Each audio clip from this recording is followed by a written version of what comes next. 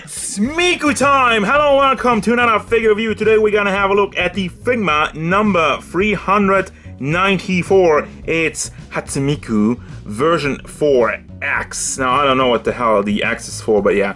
Version 4, if you're looking for a Figma Miku, there's gonna be a lot of options. And I'm really excited because this is my first.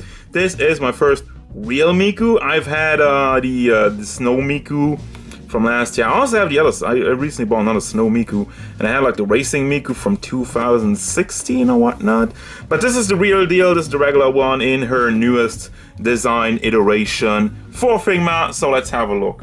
And here we got the latest and greatest in Hatsune Miku, the 2018 version. Let's have a look at the size real quick of this girl. She stands at about almost 14 centimeters to the top of her head, which means little tiny bit over 5.5 inches tall.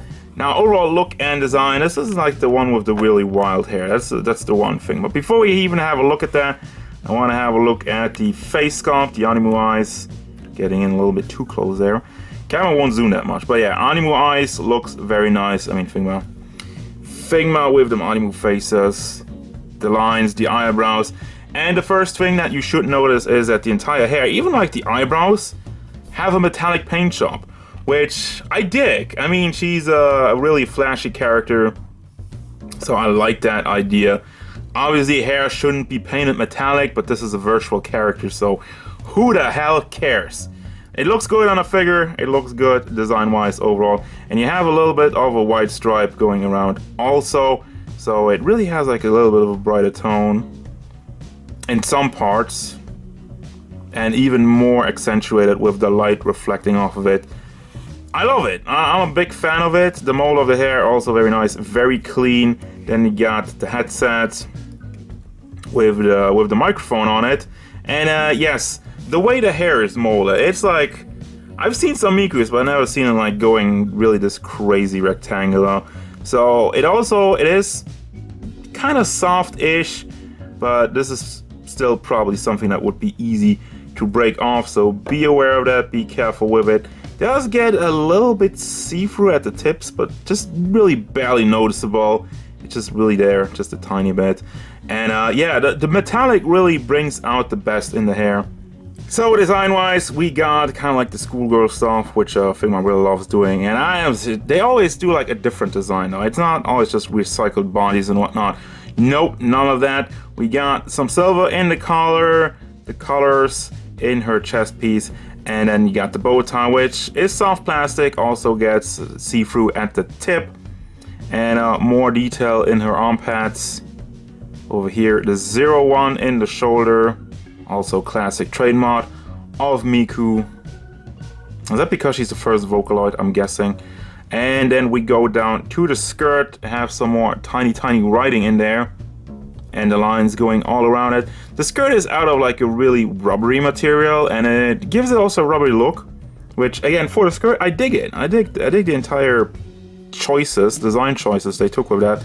You got some see-through plastic under there, and of course, glorious pantsuit. Just white pantsuit, simple stuff. Also have a butt, let's not forget about that. Have a little bit of a wrinkle in there. And then we go down to the boots. Like, this is always like the weird boots. Is this the entire thing the boot, or is the boot only starting there? Like, I don't know. Whatever. We got some more writing on it. Soft power voice charge. Is that where you charge a voice? Has also shading, goes into like a light gray gradient from like a darker over, and then of course you got the blue in the shoes, really making it pop that a little bit more. So yeah, simple design, very nicely executed, and very colorful and strong, vibrant colors. So let's have a look at the articulation. I want to start off with the hair, which is just on pegs and ending on a ball. So you can rotate it all the way around. And it does have some wiggle motion. It's not the greatest. You don't have a ball hinge. It's simple, but it does get the job done. Then we got the head. Ball hinge goes back, forward, all the way around. And it does tilt side to side. just a bit. Then we got the double ball combination in the shoulders. You get one ball in the shoulder and one ball in the torso, so you can rotate that around. Have a lot of rotation. This is soft plastic, the shoulders, so that will also bend a little bit out of the way. But yeah, got a lot of rotation, goes up nicely, and you basically have a bicep swivel because you can rotate it around on the ball. And let's see, tilt it forward, back, and yeah, overall very nice. We don't have a swivel in the bicep. You got the big ball hinge in the shoulder, and the hand is on another ball hinge, so you can bring that up and down. If I could line it up, there you go, up, down, and all the way around. For the torso articulation, well, let me just take her apart for a bit. Yeah, you just have a ball hinge on a long pack. It's disconnecting kind of a bit. It's not getting in the way too much just yet, but let's see. Maybe later. But overall, the articulation of it is really minimal because, as you can tell, the entire torso piece is soft plastic, but you really don't have any room for that hinge, and as you can tell, it's just going back. Maybe pulling it out a little bit? I don't think so.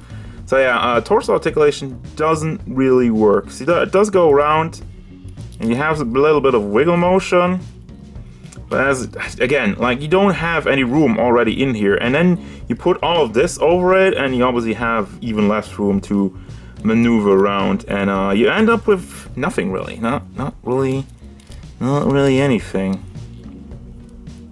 No, don't see really much going on. Then we have the legs. They go out to the side. Let me see that.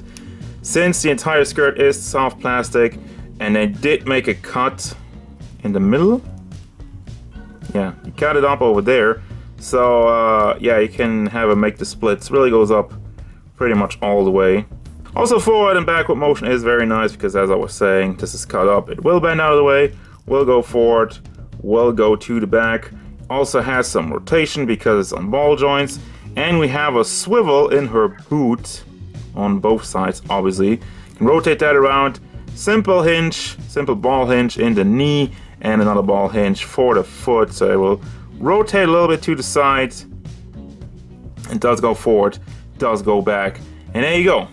And arguably one of the best part for Figma figures is the accessories. I'm just gonna have the base real quick so we get that out of the way. Starting off with the hands, you got 2 open hands, 2 closed fist hands, and then this is for the guitar, which, how do you call that for when you're playing the strings? I don't know what you call that. But anyway, holding hands for the guitar, 1 for the strings, 1 for the guitar itself, and I'm guessing these are more for the microphone and the stand. Microphone and the stand. You have the stand, and you can take the microphone off. Let me have a more detailed look at that. Very nice and metallic paint job, detailed for such a small thing. And as I already mentioned, here's the stand. I said stand like 5 billion times, which has a nice metallic paint job. It has one problem though, it's a little bit too high. You can take it apart over here, which is just, well, mainly for transportation. The only problem, well, kind of problem, just one thing. I just want to have Miku right next to it, and like, the thing is, it really goes just up to her mouth. If you're really having like a more dynamic pose where she's kind of jumping or whatnot, that really won't do so well. So I was just wondering why you couldn't just take this piece off or whatnot to make it a little bit shorter, a little bit longer. Also, this does not move around. It looks like there's a screw in there, but that's just painted on. Then we got the faces. We got the smiley face and, well, open mouth, smiling face, and the winky face. Perfect for such a character. And finally, the guitar, which actually doesn't have any strings. It doesn't even look like this. They didn't even paint any strings. Why is the hand there for then? You don't have strings. It has a very nice blue metallic paint job. Really vibrant as the rest of the figure. And overall it looks good. It looks detailed, but doesn't have any strings. And it's gonna do it. It's gonna bring me to the final thoughts. What do I think about this Miku figure? Now, there's a couple of tiny issues I had putting her into pose. One thing, the guitar holding hand doesn't really hold it like the regular one. This one, which really looks like the fingers are more aligned to hold the guitar. It doesn't really work. She doesn't really hold on to it. So as a result, I had to have the one where she's supposed to hold the microphone to have a bit of a tighter grip on it.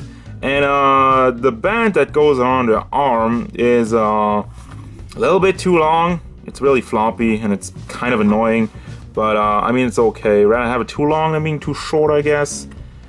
You still have some movement with it. You just have to pull on it a little bit, and it's really hard getting it on her shoulder. But regardless of that, regardless of all of that, those are small nitpicks. Overall, I like this figure. Is this figure must-have though? I mean, no. If you're a Miku fan, if you're a fan of cute anime girls, this is definitely one to buy in my estimation. But if you didn't like Miku before, this is definitely not gonna change your mind. But still, as I'm always saying with the Figmas, you get a cool guitar, you get a microphone with a stand on it, so you can have your little dance session if you want to. And yeah. That's gonna do it, guys. As usual, thank you very much for watching. Don't forget, if you enjoyed this review, hit it up with a like and subscribe to the channel so you can stay tuned for more figure reviews, gameplay stuff, and whatever Miku wants.